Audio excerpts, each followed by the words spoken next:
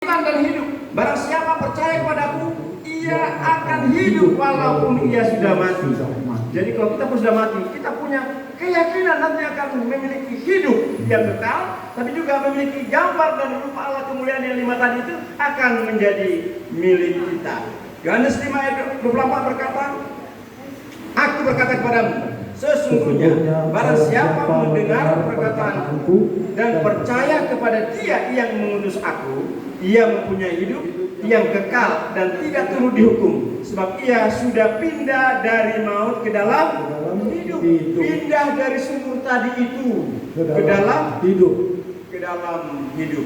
Dan yang percaya dan menerima Yesus, dia akan dipulihkan gambarnya, diciptakan segambar dan serupa dengan Allah kembali. Akhirnya dia memiliki hidup Allah, memiliki roh Allah, memiliki sifat-sifat ilahi, dan memiliki kuasa Allah, memiliki kemuliaan Allah. Itu sebabnya ketika engkau sudah menerima Kristus, menerima Roh Kudus, jangankan pendeta, Anda yang sudah tua ini, jemaat biasa pun bisa mendoakan orang sakit bisa sembuh. Amin. Karena engkau sekarang punya kuasa Allah, punya kemuliaan Allah. Ya, tapi jangan kuasanya dibikin untuk mengatur-ngatur suami pula, ya kan? Banyak suami nggak mau bertobat karena kelihatannya PA terus istrinya, tetapi di rumah mereka terus sama suami. Akhirnya, udahlah kau ya PA, percuma kau PA terus katanya. Lebih baik tinggal di padang pasir. Tinggal di padang pasir daripada tinggal dengan ancang. Nah, oleh karena itu sekarang kita lihat. Yesus berkata, lihat aku berdiri di muka pintu dan mengetuk. Jika ada orang yang mendengar suaraku dan membukakan pintu, aku akan masuk mendapatkannya dan aku mau makan bersama-sama dengan dia dan dia bersama-sama dengan aku.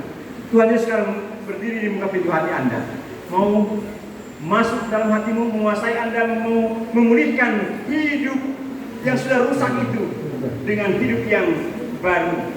Yohanes 1 ayat 12 berkata, semua orang yang menerima diberi kuasa menjadi anak-anak Allah, yaitu mereka yang percaya dalam namanya.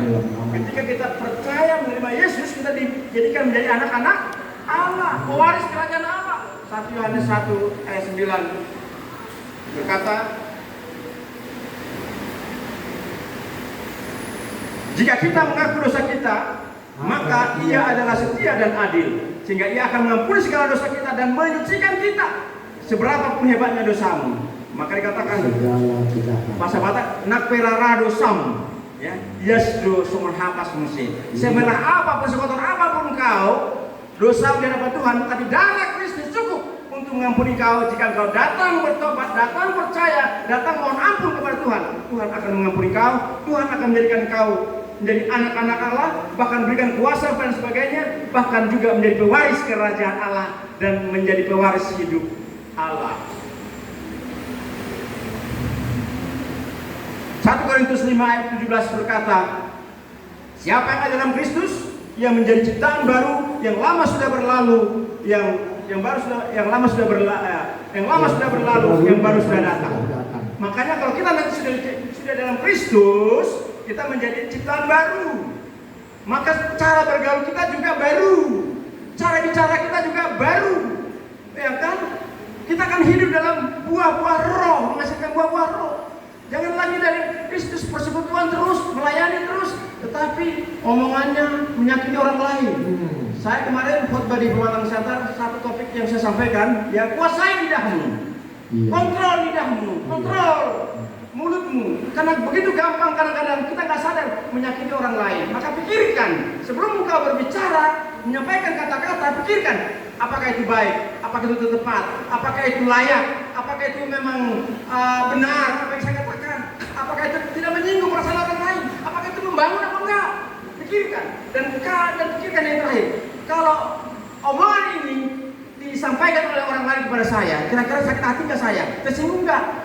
Jadi pikirkan itu, jangan asal ngomong, nyerocos saja terus ke ember. Ya maaf, ini agak tegas saya ini karena memang ya kita sedang mempersiapkan diri untuk kerajaan Allah. Udah bawa tanah kita ini, bukan sekarang ada. Saya juga. Pak Pendeta. Ya. Kalau bahasa Koronya, unang anceng cian cekurang.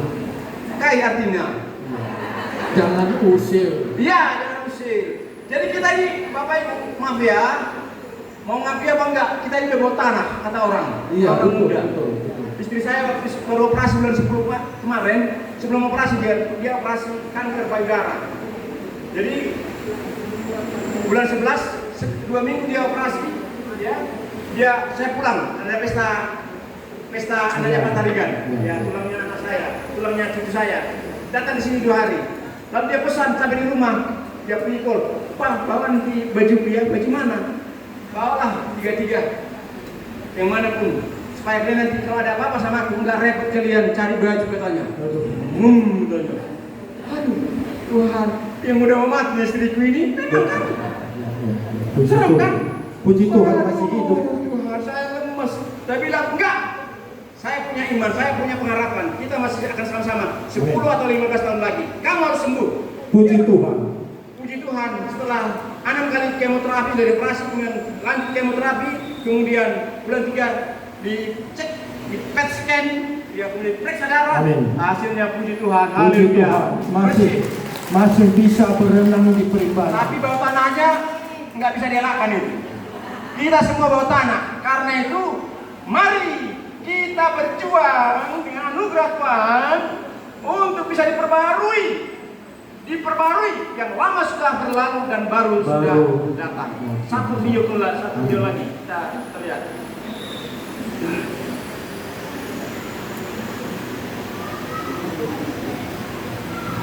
Sayang, suaranya tidak kedengaran. Nggak apa-apa. Ya, ini jembatan keselamatan. Tuhan menciptakan manusia mempunyai hubungan yang khusus dengan Tuhan. Tapi relasi itu rusak. Kita terpisah dari Tuhan oleh karena apa? Oleh karena dosa. Ada jurang pemisah antara Allah di sebelah sana dan manusia di sebelah sini. Kita terpisah. Ya. Hubungan kita, relasi kita dengan Tuhan rusak. Mungkin kita mau memperbaiki hubungan itu dengan perbuatan baik, good works, pendidikan, agama, religion, ya. Tapi ternyata tidak akan mungkin. Kenapa? Roma 3 ayat 23 berkata tadi semua manusia sudah berdosa dan tidak ada yang melakukan perbuatan baik dan pasti suatu saat akan mengalami kematian dan menghadapi hukuman maut. Upah dosa adalah apa? Maut. Maut itu di api neraka. Ya, pikirkan dia nih bahwa upah dosa adalah api neraka. Tapi Tuhan itu Allah yang mengasihi, Allah yang kudus. Dia tidak ingin manusia itu masuk ke dalam api neraka. Itu sebabkan dan manusia juga tidak bisa melakukan apa-apa. Ya, tapi Allah tidak mau manusia itu binasa. Yohanes 3:16 tadi.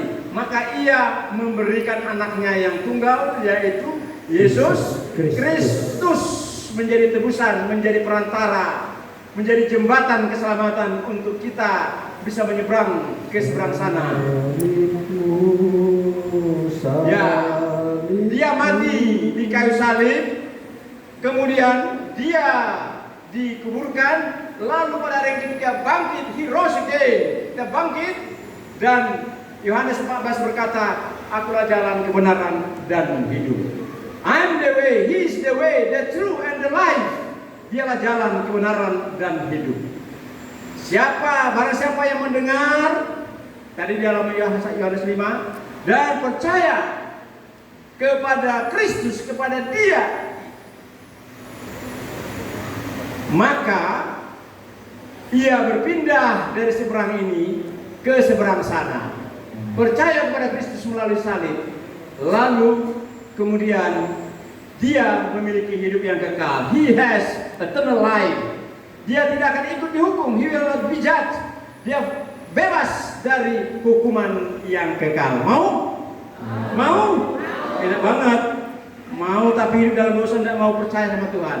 Saudara, hari ini kita harus mau dan harus bisa kita pastikan bahwa ketika kita meninggal besok, saya meninggal besok, saya harus bisa berkata, saya pasti selamat. Kenapa? Yohanes 6 ayat 47 berkata, Yesus berkata, aku berkata kepadamu, sesungguhnya barang siapa percaya, mudah-mudahan tidak, dia mempunyai hidup yang berdosa di doroham nasota bedot dan pola awal dosa Umban hosun dan bono Nang saya dosa mi sudah dikarar Tuhan Yesus dosa nang sai dosa makan dulu. Oh Jerusalem, kota Ini semangat banget ini. Jangan duduk situ Pak, kita masih di sini dulu.